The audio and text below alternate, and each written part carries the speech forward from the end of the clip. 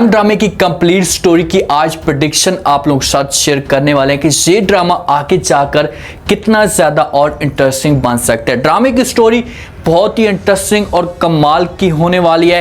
कैसे कैसे महरोज की आगे जाकर डेथ होगी, अगर एनी के सामने महरोज की ये असलियत आती तो क्या एनी हमेशा के लिए महरोज को छोड़कर चली जाएगी। महरोज की डेथ के बाद एनी के साथ क्या होगा, एनी के लिए कौन सी मुश्किलात खड़ी होंगी, क्या एनी का हैप्पी एंड होने वाला है, ये आज के शो में डिस्कस करने वाले हैं। जो नए लोग हैं मेरे चैनल पे जल्दी से चैनल को सब्सक्राइब कर दें। हिसाब से इस वक्त एमएल के सामने असलियत आई है तो एमएल जो है वो अब सरयार के साथ नफरत करना शुरू कर देगी। ये आएगी सरयार के पास आकर बात करेगी और कहेगी कि इसकी शक्ल भी आप नहीं देखना चाहती, मैं तो आपके ऊपर यकीन करके बैठी हुई थी, मैंने आपके साथ शादी इसी वजह से की थी कि आप मुझसे कोई भी बात नहीं छुपाएंगे, लेकिन इतना बड़ा धोखा आपने मेरे साथ आखिरकार क्यों किया। जैसी शरियार से बातें सुनेगा तो वो एमल को समझाने की कोशिश करेगा। देखिए कि शरियार का इसमें कोई भी कसूर नहीं है, वो तो अपनी माँ को बार बार समझाने की कोशिश कर रहा था कि आप महरोज भाई की शादी ना करवाएं, आप मेरी शादी करवा दें, अगर आप शादी करवाना भी चाहते हैं महरोज भाई की तो मुझसे अलहदा करवा दें। शरियार अपने ऊपर इसका कोई भी जिम्मा नहीं लेना चाहता था।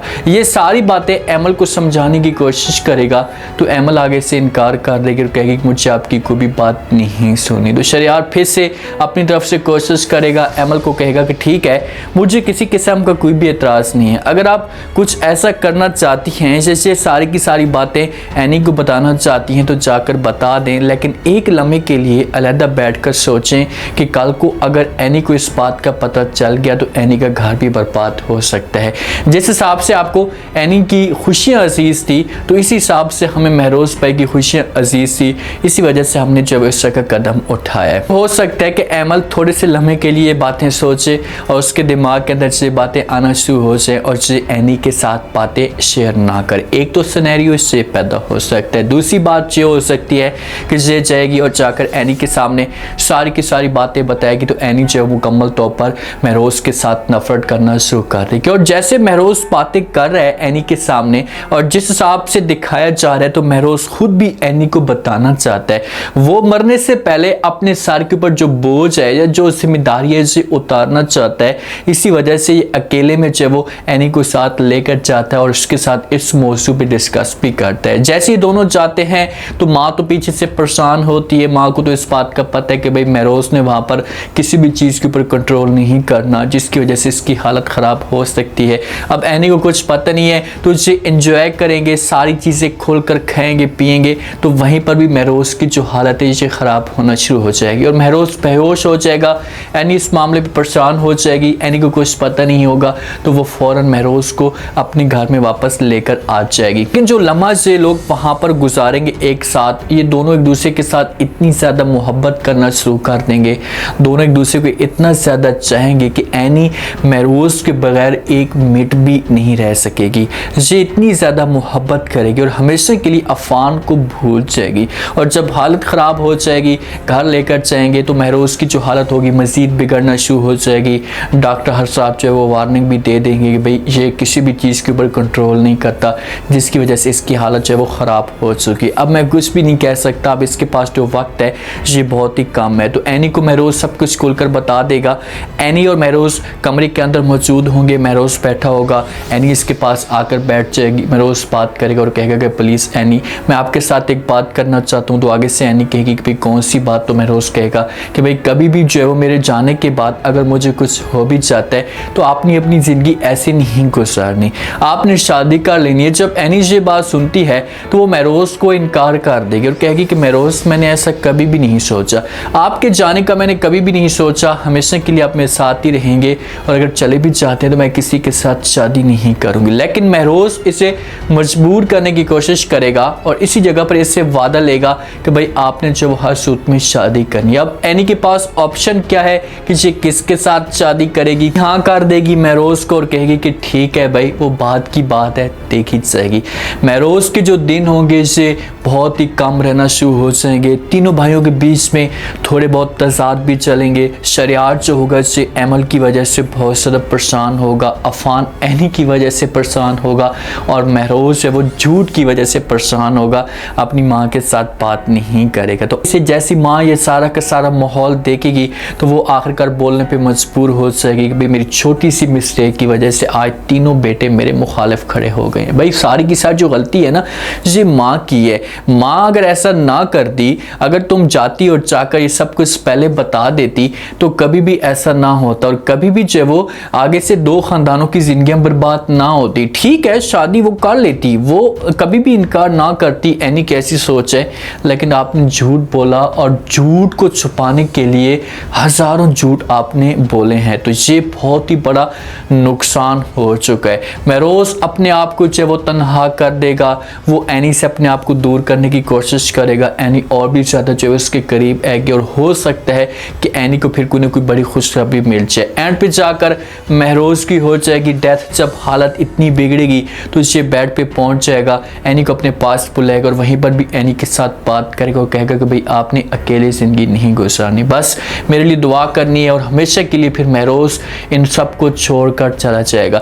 जब सब कुछ छोड़कर जाएगा, मैयत सामने पड़ी होगी घर के अंदर, एनी की आंखों के अंदर आंसू होंगे, उसे समझ नहीं आएगी कि आखिरकार इतनी तेजी के साथ ये बंदा मुझे छोड़कर क्यों चला गया। महरोज के मरने के बाद कहानी के अंदर असली ट्विस्ट शुरू होंगे। वक्त महरोज की डेथ होगी ना तो माँ ने तो ये प्लान बनाया हुआ था कि भाई जब महरोज की डेथ हो जाएगी तो उसके बाद एनी को मैं इस घर से निकाल दूंगी और इसे इस घर में कभी भी नहीं रखूंगी।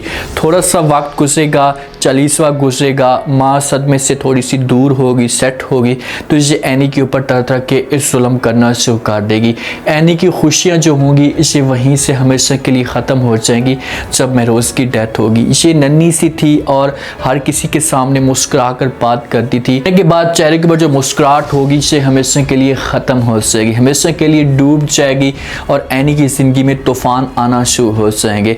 एनी और अफान एक दूसरे के साथ वक्त गुजारेंगे। अफान को जब भी मौका मिलेगा तो ये एनी के पास आएगा और आकर बात करेगा और कहेगा कि भाई आपको जो है वो अकेले में अपनी ज़िंदगी नहीं गुजारनी, मैं आपको जो है वो एक इनवाइट करता हूँ कि आप मेरे साथ शादी कर लें।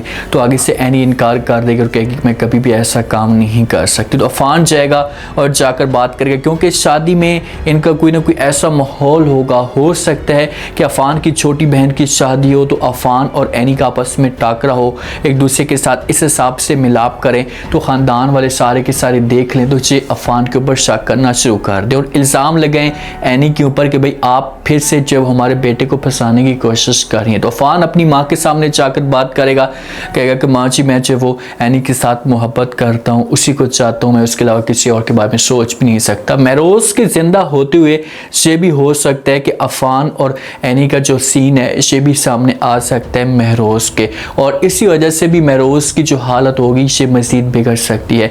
माँ जो गुस्सा करेगी अफान के ऊपर, उससे कहेगी मैं सोच भी नहीं सकती थी कि तुम इस तरह की घटिया हरकतें करोगी, जिसे थप्पड़ भी मारने की कोशिश करेगी।